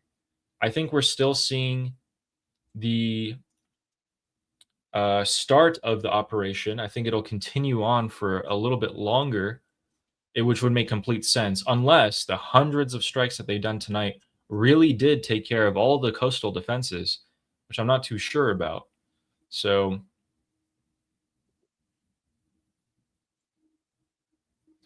yeah, where's Gorgon? Where's that? Oh, okay. We've been getting some strange reports today that in the north of Iran, there's some explosion sounds, but I can't get any verification of it. In like several different locations, there's sounds of that. Anyway, the next super chat here is from Leo saying, Armin, shout out to the discussion group. I don't usually participate, but I always walk away more informed. Thanks for building such a lovely community. Oh my God. I think Leo was talking about the school group that we have. Could it be? Our discussion group. Guys, make sure you join our discussion group. We have daily group calls in our discussion group. Here, like this one. Not that one. This one. Thank you, Leo. Yeah, guys. Oh, and Ali has a group call today. Yes. Yes, later today. Yes, although today I won't be able to make it today. I had prior appointments today, so I will tell people about that. But guys, you can come and talk to us. It's free to sign up. It's free to come to the open politics discussions. And yeah, why not? You can come ask your questions. If we missed any, you can get your back and forths with us. And my sessions are not streamed or recorded. You can say your real opinions. You ask your real questions, however personal they may be. Oh, no, we are seeing. Okay, yeah, and yes, we'd like to see you guys sign up. It's just the link in the description. It's in every single one of our streams. We do this every day. If you guys click on that, join our group discussion. We'll see you guys there.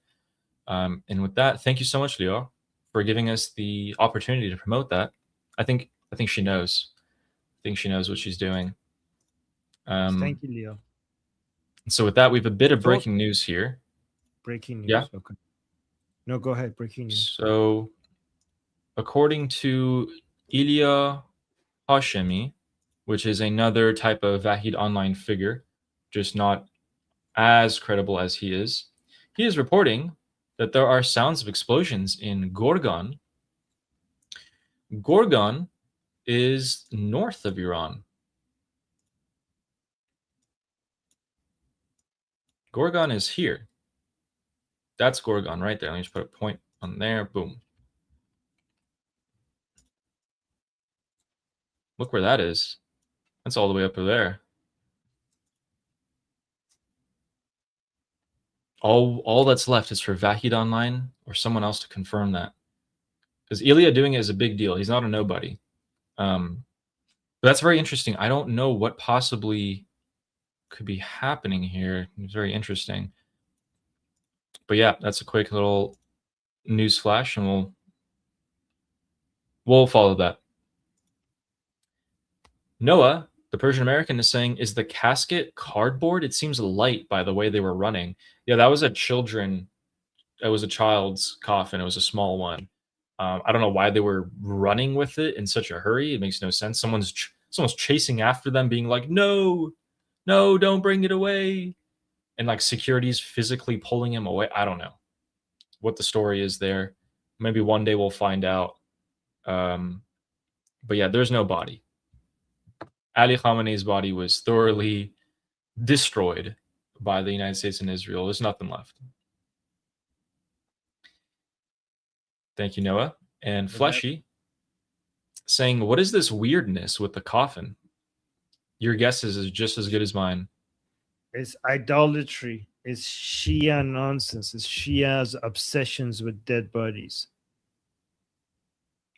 It's just weird. It's horrifyingly weird. Yeah. Yes. Thank you, Fleshy. And Justin saying, of course Trump had been told these Islamic Republic guys are cuckoo, but like a smart strategist, he got to know his opponent for himself, not just take someone else's word for it. I mean, if I had Marco Rubio personally advising me, I would take his word on everything. He'd be like, hey, wear this shirt today. I'd be like, yes, sir, I'm wearing this shirt today. Whatever you say, Marco. Whatever you say, Marco.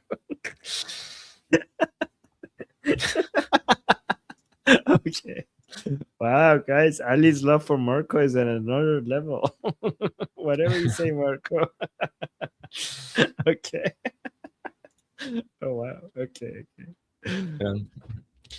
Yeah, Justin, Justin, you could be right, and you could also not be right.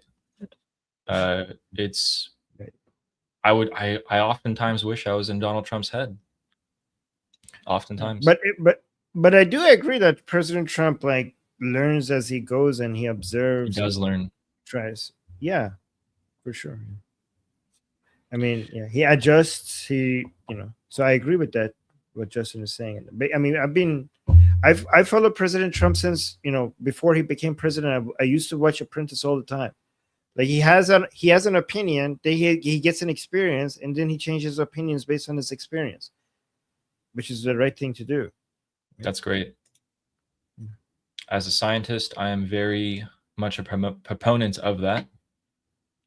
Yes. Guys, look at Ali's face. You see that?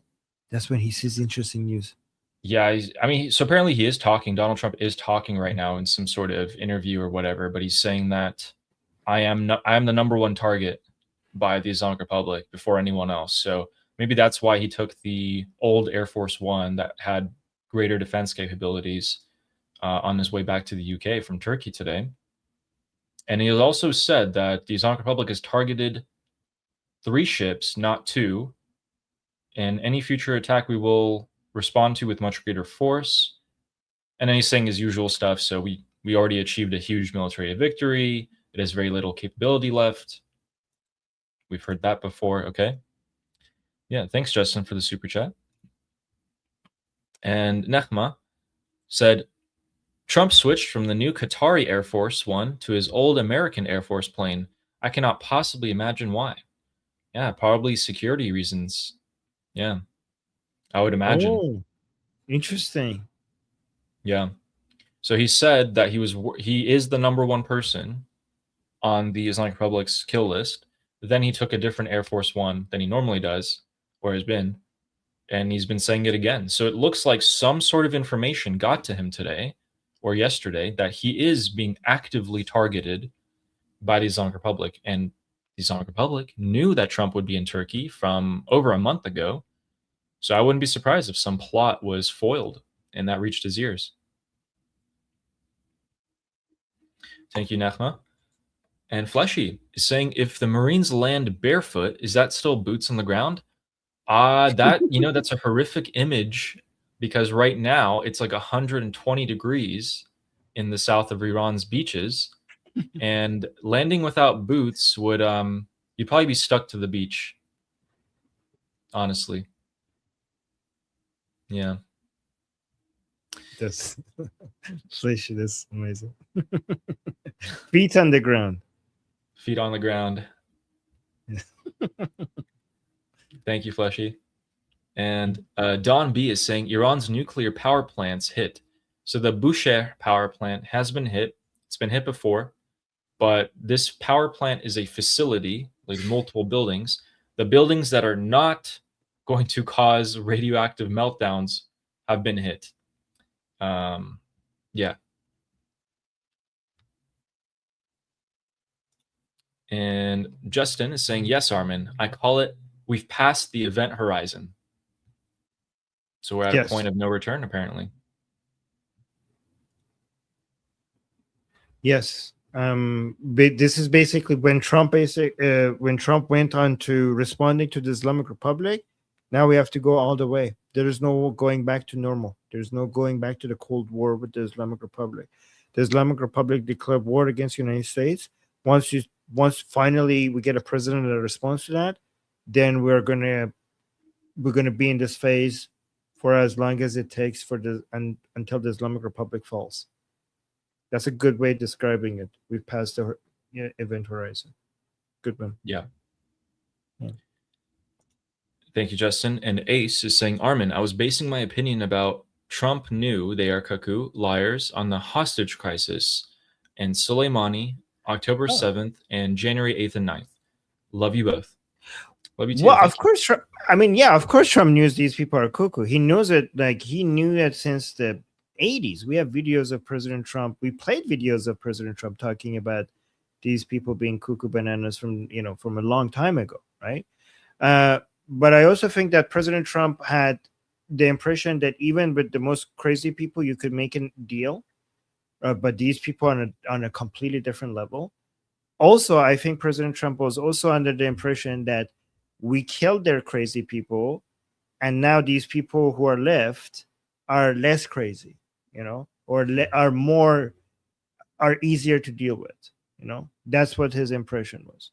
That we killed the first layer was cuckoo, we killed them. The second layer was cuckoo, we killed them. This third layer, let's try it out. Maybe they're more reasonable. And now he's like, well, maybe not actually. Right.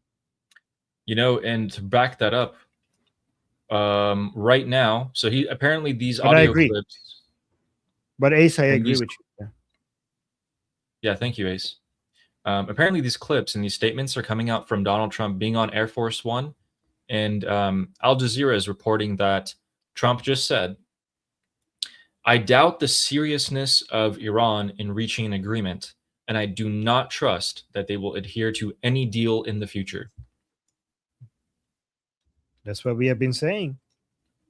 So he said that after he said the FATUX statement, of which, they called and they're begging to make a deal.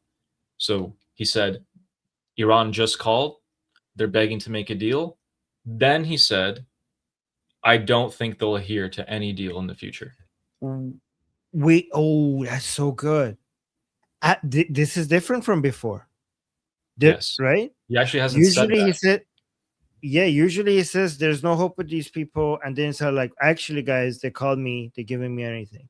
This time he says they called me, they're offering a deal after he's saying, I don't think that. So this is a bit different from before. So whatever they offered him right now was not enough. It's not good enough. Was not good enough. It's like these people are not serious. Like, Yeah. you've been promising me that you've been sweet talking me before, and we're still over here. I'm not gonna get, you're treating me like a sucker, and I'm no sucker, right? Yeah. You're treating me like, yeah. So that's good. This is, again, I'm not saying this is going to guarantee to get us what we want immediately, right? So don't get like too, like, guys, we have been on this roller coaster many times, right? Many times. So just don't lose hope, but don't get your hopes up too high as well, right? Just keep at it. Like, we are in this war against the Islamic Republic. Just steady, like, just hold your line, right? Don't get so excited to go forward and then get crushed with disappointment, but also don't retreat. Just hold the line. Whatever happens, whatever the enemy is doing, just hold the line. And you can hold the line by just remembering that they cannot ever reach an agreement. The Islamic Republic will never, as long as you believe that they'll never give up the uranium, you can always count on the US applying pressure on the Islamic Republic. We've gotten this far already. They haven't talked about anything. They haven't even talked about nuclear, much less when it actually begins, if it does. We've had problems with the MOU. We can't even get to the real negotiations. None of these points, they're not going to give up the ballistic missiles either. They're not going to will up to give up their proxies either. We're fine. We're still fine. This is going to happen.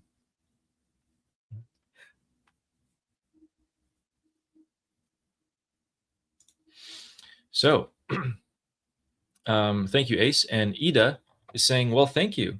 I love the explanation. That's why we're here. Thank you. Thank you, Ida. We love having you here. We love your support. Ida is like a good, huge source of energy and motivation. I mean, many people here are, including Ida. Thank you, Ida. Thank you, Ida. And guys, real quick, there's been like 10 people today spamming that, like, 2C's on. Okay, 2C's live. I'm going to go watch 2C. Guys, if you want to watch 2C, go watch 2C. You don't have to keep declaring it. It's okay. And with that, Blue Jay is saying Trump better tell them to F off. Apparently he did, because he said that wasn't enough for me. Whatever you Islamic people just offered me is not enough. So I don't think they're going to stick to their deal. I do think that the operations, these military operations, are going to continue tomorrow, maybe the day after. So I'm excited to see tomorrow. We just took out the defenses on the southern coast of Iran. Tomorrow, we should be striking some of the key cities and going after some of these commanders and targets here. Best case scenario, they go after the actual Basij thugs who man the checkpoints on the streets. That would be great to see. Thank you, Blue Jay. And Ave Rummy says only a ground invasion is going to work. Or only a ground invasion is it going to work? Depends on what you think a ground invasion is. An Iraq-style one wouldn't work here, nor does America have the appetite. To send in the Marines to take key locations to hit and move, that would be a great option. But for them to hold a spot and expose themselves to rockets, drones, and artillery from the Islamic Republic, it's a terrible idea. I don't want to see U.S. casualties at all. So we have to see what kind of plan Brad Cooper and Raising Cane came up with. But it is a possibility. They're laying the groundwork for it right now, and the Boxer is on this way with 3,000 Marines. And thank you, Avrami. And Reincarnation with a super sticker. Thank you very much for that. Thank you.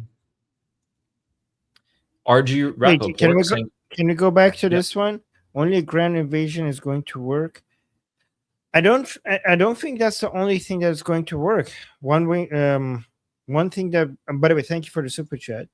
I think arming the Iranian people is the most cost-efficient way to, and you don't need boots on the ground. I mean, at a large scale, you might need just a a little bit at the bottom, at the southern Iran. But a ground invasion could be done. I mean, unless you make a ground invasion by the Iranian people, you could arm the Iranian people. I mean, that wouldn't be an invasion because it's their own country. But you don't need boots on the ground at the level that is required for ground invasion. You could just arm the Iranian people, and that would be the most cost-efficient way of toppling the Islamic Republic.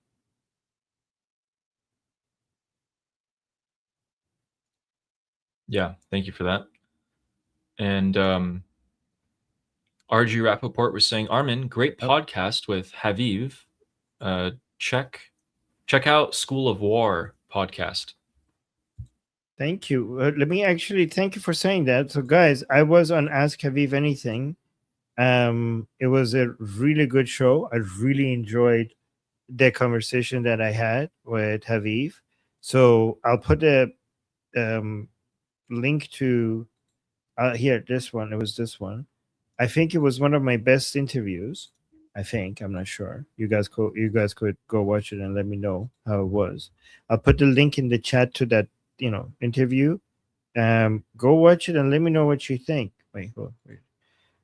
Go watch it, and I basically, the main point of the conversation was about the Iranian people, what they think about the MOU, what they think about the negotiations. Do they feel abandoned? Do they feel betrayed?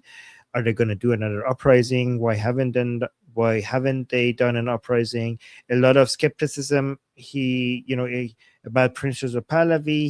He challenged me a lot. I defended Princess of Pahlavi a lot. He did a really good job in bringing all the skepticism people have, and I think I did a really good job defending Princess of Pahlavi against all the accusations against them.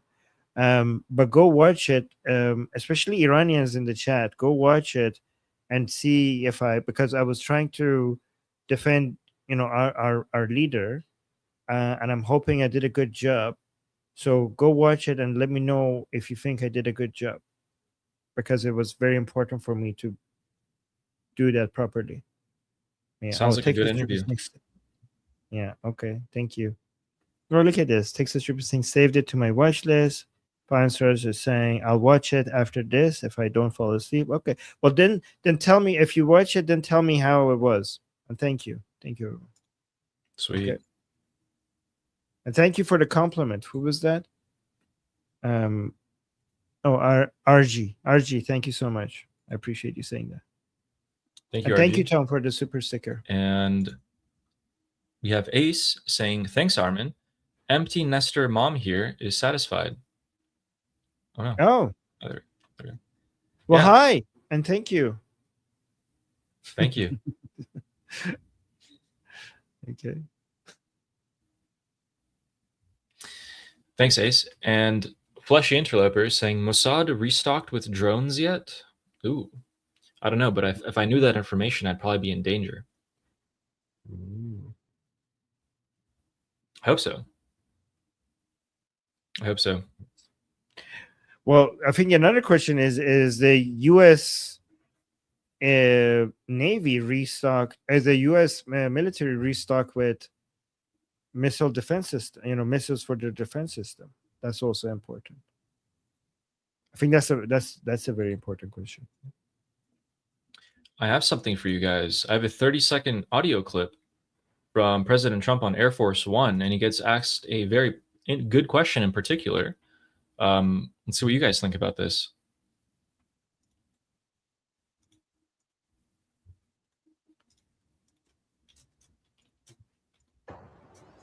And I say we hit them 20-1. Every time they hit us, we're going to hit them 20. And we did it last night. They did a little something today, but it was really retribution for last night. They hit actually 3 boats, not 2. And when they hit, we hit back much harder. Are we returning to full-scale military conflict, sir? I don't know. I don't know. We'd win it very quickly. It's another way of doing it. We have many ways we can win, but we've already won militarily. They have very little. They have very little left, and they want to make a deal so badly. They call.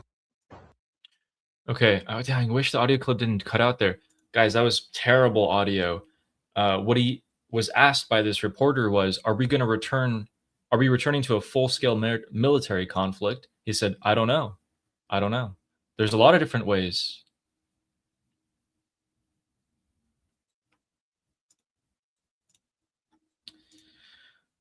I wish I could find the second part of that clip because he said they called and then it cut off.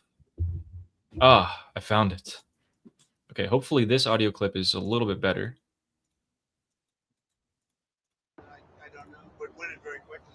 It's another way of doing it. We have many ways we can win, but we've already won militarily. They have very little.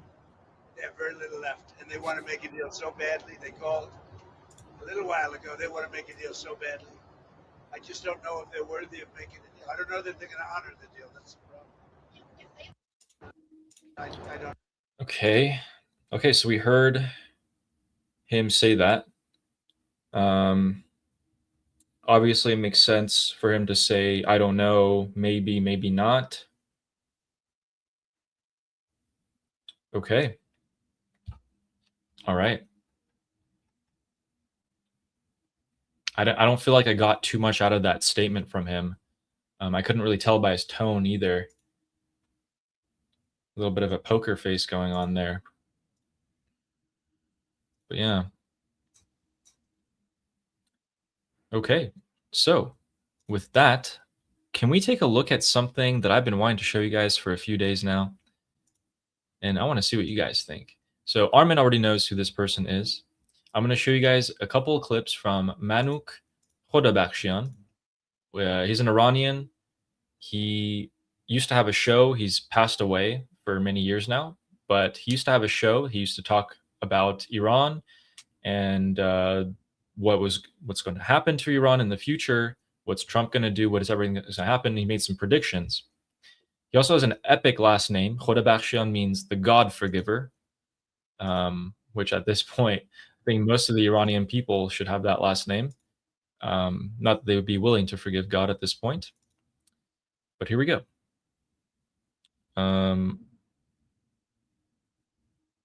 Wait, shoot. Let me open this up in a incognito tab. So you've heard of him before, right? Yes, of course. Masoud Pezeshkian. Yeah, what do you think about him? Well, I've seen a lot of his predictions come true. I haven't listened to him enough to know if that is cherry picking and selection bias after they happen, because you can't do that. But I've seen so many of his predictions come true. But again, people usually don't play you the ones that don't come true. So I don't know. True. Very true. So here it is. Let me share this with you guys. And we'll translate it for you guys. It's in Farsi.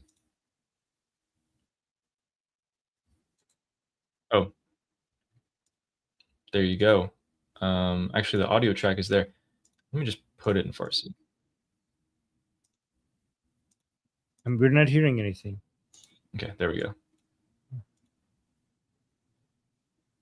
We're not hearing anything. Oh, you're not hearing it? You forgot to share the audio of your tab when you shared the tab. So unshare and share again. There you go. Turn on the share. Cool. There we go. که این موشک‌ها رو از دست سپاه بگیرن. شما وارد مذاکره میشید، به نتیجه میرسید، تسلیمشون میکنید، موشک‌ها رو میگیرید، یه چند تا سردارم تحویل میدید، ساختار هرم قدرت رو به هم میزنید، بازی شروع میشه. So what do you think about that so far? So guys, he just said in this chess match that's to come, and guys, this is years ago, a long time ago. I don't know if it's like we're talking about 15, 20 or more than like 20 years ago, but he's saying the way that you would deal with the Islamic Republic is you bring them to the negotiating table, you take away their missiles, you negotiate about the missiles, take away their missiles, and after you've gotten the missiles from them, maybe you take care of a few of their leaders, top officials, etc. And then the game starts. That's when the real chess game starts, after you've defanged them. What do you think? Yeah, I mean, I mean, if impressive is true, we don't yet know if it's true or not. So this is Yeah. something that a lot of people are listening, a lot of Iranians are listening to this and hoping that these predictions are true, but we cannot verify that yet until it happens. But this would be basically the 5D chess that many people are hoping that President Trump is doing. And many Iranians who are hopeful that President Trump is uh, basically messing with the Islamic Republic until they have the upper hand are hoping that Monouk's predictions are going to be true eventually, and basically Trump is doing exactly that. True. Do you think we should just like not show it then, and just show something else? No, I mean it's interesting. I mean, he's an important personality because a lot of Iranian people. So among some Iranian people think that maybe President Trump is appeasing the Islamic Republic too much, like Fine Strauss, for example, here in the chat. But so many of the Iranians who are pro President Trump and thinking that this is all 5D chess, they look at Manouk and his predictions because Manouk was a big fan of President Trump, and he thought President Trump is a genius, and he's doing everything according to a plan, and that you should just trust what he's doing. Just Trump. He's basically an Iranian political analyst. He died, but many years ago, he said that he basically came up with an idea that Trump is doing all of this based on a pre-written plan, and everything is moving based on this plan that he has. And now, because a lot of the things that are happening is getting close to his predictions, many Iranians that are hopeful that President Trump has an amazing plan for the toppling of the and that is eventually is going to lead to the toppling of the Islamic Republic, are hoping that if his predictions came true till now, maybe it will continue to become true, and that he was right about this all being part of a 5D chess plan. Does that make sense? Yeah, absolutely. So this guy, Manouk was before he died, he was a huge Trump plan.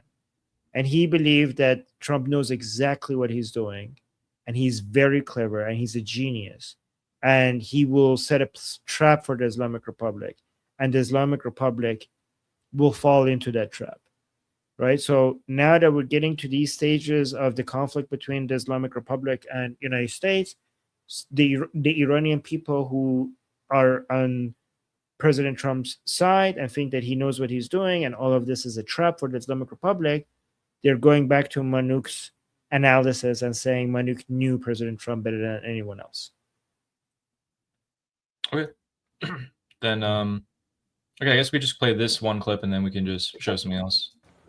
بنابراین من نمیدونم چرا همه پنیک کردن چرا گفت مذاکره میکنیم خب باید مذاکره کنه که اینا رو بیاره پایین مگه با گورباچف مذاکره نکردن آقا با صدام لاس زدن ماها لاس زدن بعد زدن تو سرش بعدم دستگیرش کردن اعدامش کردن مگه نکردن So he's saying that people keep criticizing Trump. Why are you negotiating with the Islamic Republic? He said, like, guys, they also negotiated with Gorbachev. They also negotiated with Saddam. They flirted with, like, they did more with Saddam. They flirted with Saddam. And then they keep flirting with him, and then eventually they arrested him and they hanged him. So just because they're negotiating with them, he says, stop attacking President Trump for negotiating with the Islamic Republic. They did the same thing to Saddam. Yeah. I had a few other ones, but that's pretty much it. So he made some other predictions as well. But largely, yeah, a lot of the things that he said have come true. And so people are remembering him in a fond way.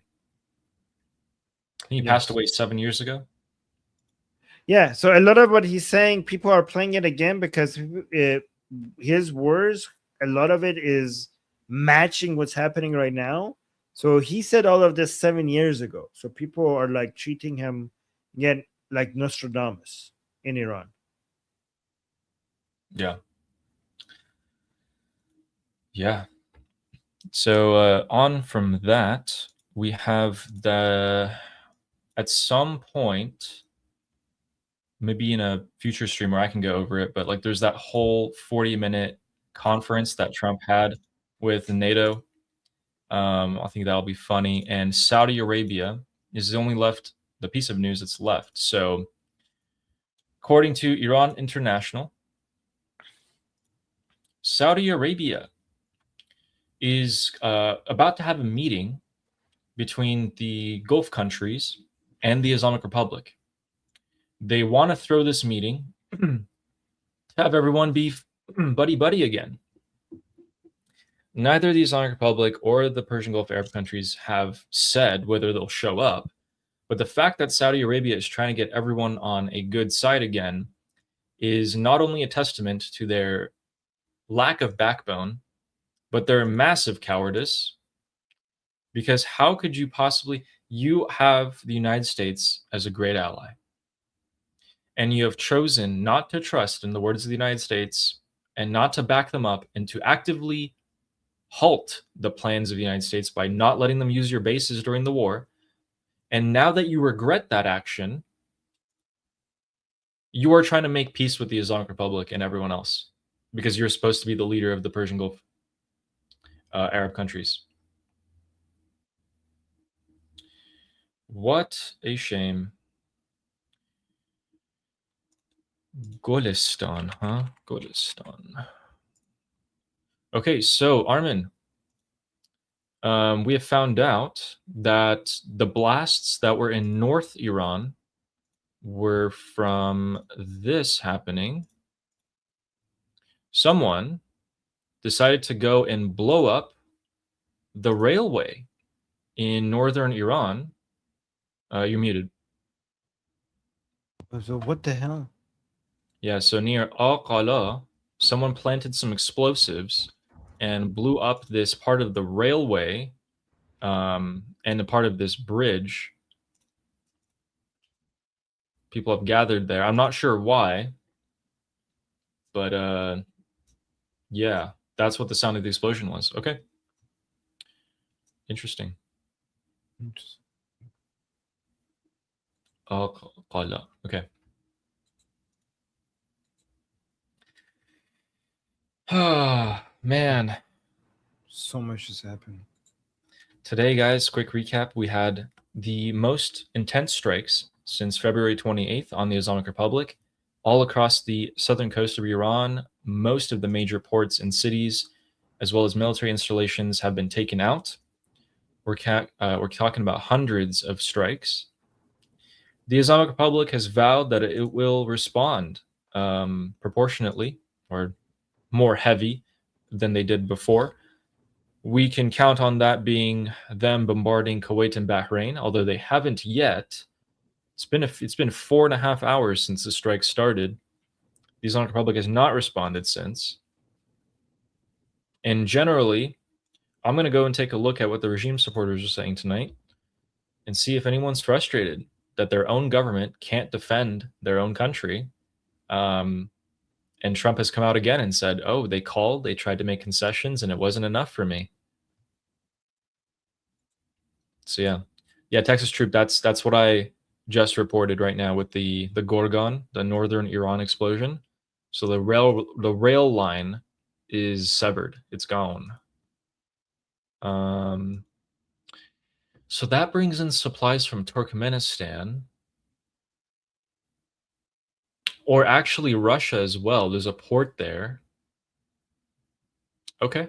So it's just infrastructure hit. All right. And with that, we have Nacho saying, I don't think Mohammed bin Salman is so smart. Look at Neom. Who's Neom?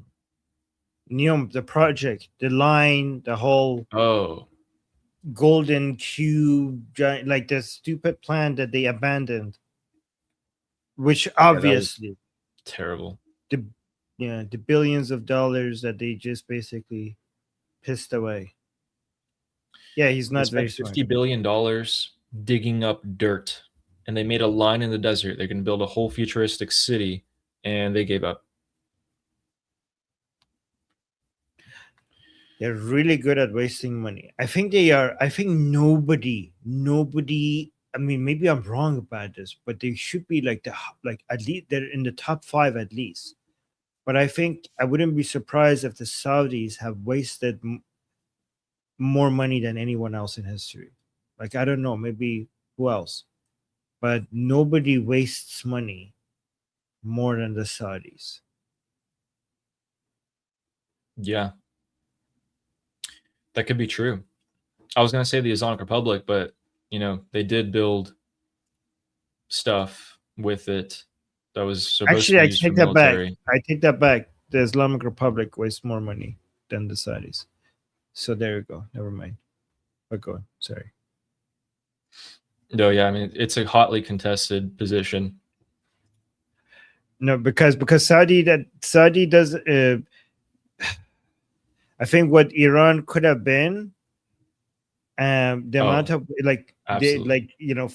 all the wealth and resources of Iran, and you turn that into a poor country. I think that is much more waste than what the Saudis did. No, you're absolutely right. Yeah, that no contest. No contest. Yeah. Thanks, Nacho. And Fleshy Interloper saying Ghalibaf should step aside for the Shah. Ghalibaf will never step aside. You can take a look at Ghalibaf's life record. He's never going to step aside. If I ran for president 4 times and got defeated, I would not run for the 5th time. But I mean, to be fair to Ghalibaf, if he does that, he'll die, right? Yeah. Like if the Islamic Republic falls, people like he would be torn into pieces before a transitional government could come and say, like, no, stop, guys. We need to have lawyers and judges and stuff like that. So Ghalibaf is fighting not for just power, but for his life.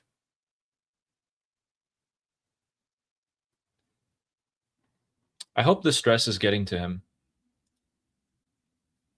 So Omida's like, Armin, don't be fair. And then he's like, never mind. Thought you were going to praise him. I'm not going to praise Ghalibaf. I'm just like, he's stuck. He does no choice. And Texas Troop is on it, saying Shin right now, saying Al-Qala in Golestan, northern Iran. So several explosions were heard. Yep. Yeah, those are, what's this? I just said the railroad, basically. Wait, so is that a bomb, or is that like, I thought by explosions she meant like more, is this like somebody underground doing something, or is this like Correct. An airstrike? This is someone on the ground that planted explosives on the railroad bridge and blew it up. So, yeah, again, that train. What is this? That train, I'll show you guys. So the train basically has supplies go through. So this is where it happened, this blue marker. And generally, you can bring along, what do you call it? Supplies. I don't know why I couldn't find that word. From Ashgabat, which is Turkmenistan's capital, and generally just more stuff from over there. Now you can't. So that's done with. I don't know why they targeted that in particular.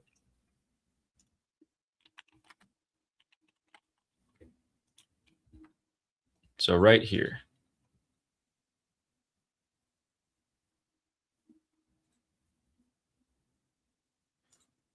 Okay, so there's one road that goes up in here into Turkmenistan. So I guess they were just trying to have that stop. Okay, so I know that here is a shipbuilding, a major shipbuilding operation. Other than that, there's nothing really of importance there. Was Turkmenistan somehow smuggling stuff into Iran? I don't doubt it, because they have. But maybe someone got wind of it and stopped it. Yeah, I don't know. It's just a train bridge.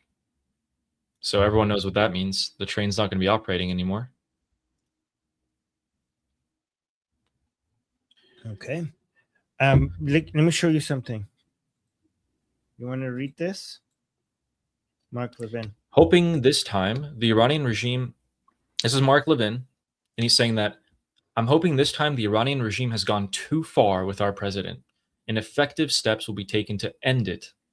If there are civilian advisors, generals, or intelligence officials telling the president there is little else we can do, they should be fired and replaced with those who have the will and fortitude to get it done. I see.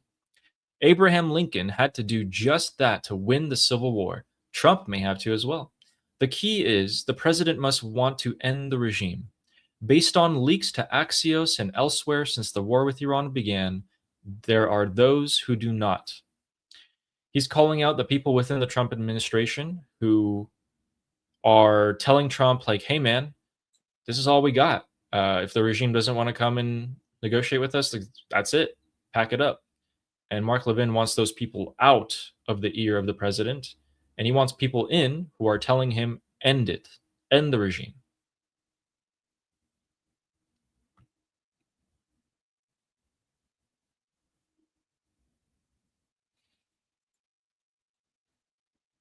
You know, I think that given that President Trump confirmed that he's number one on the kill list of the Islamic Republic, I mean, what else do you need to basically end the regime?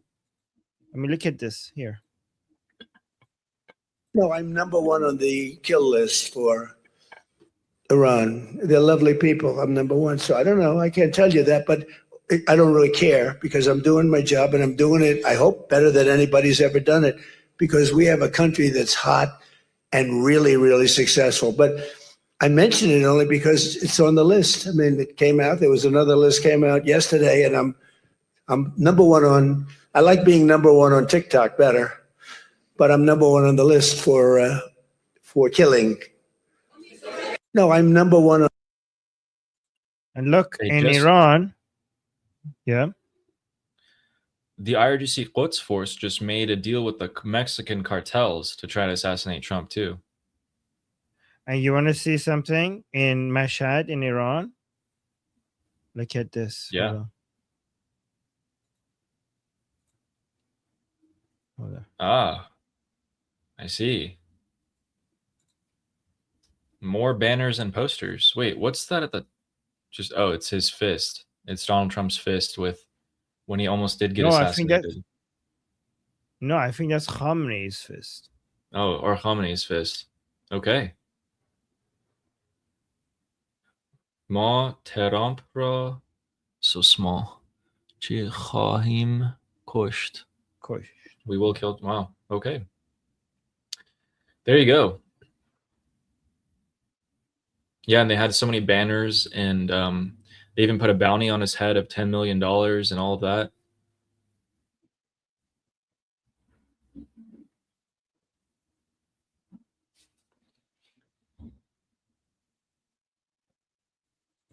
It's crazy. So with that, guys, that's everything that happened today.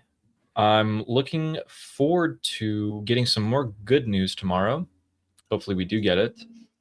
And we continue along with Trump's pressure on the Islamic Republic, full pressure. I'd like to see the blockade reinstated again. And yeah, that is everything for today. Well, you know, one thing else that is dying right now in Iran is Islam even faster than before. We are seeing more interest in Zoroastrianism. I just wanted to show you two videos of that. There has been a boom in people attending and visiting Zoroastrian temples even more recently. I mean, we already had that, but it's now becoming... So guys, 5,000 out of 75,000 mosques apparently across the country is closing down because of lack of demand. But we are getting a lot more people visiting Zoroastrian temples than before. So this in Iran. Well, let me just cut the music. So many Iranians, like Zoroastrian temples in Iran, are getting a lot more visits, apparently.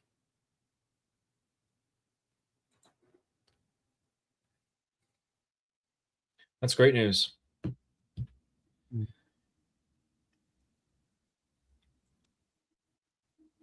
So yeah. Fire is 1,500.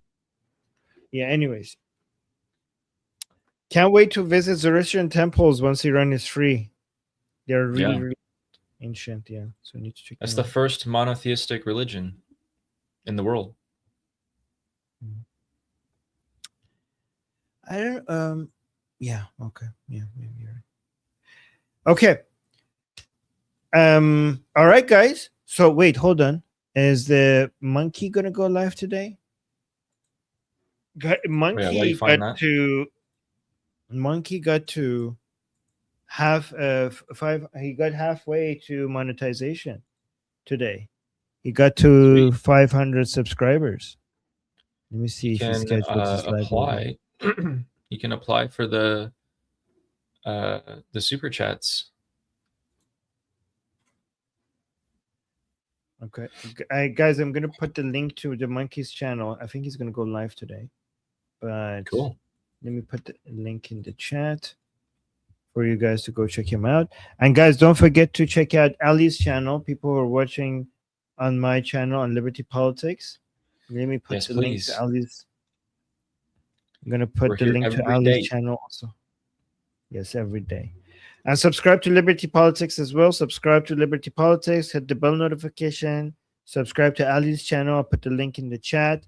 And subscribe Yes. to Monkey, Grease Monkey as well. The link is in the chat. Yeah. We all really right, guys. appreciate you guys watching every day, by the way. Really appreciate it. Yeah, we do. You guys are Yeah, very, And also, very updated as a result.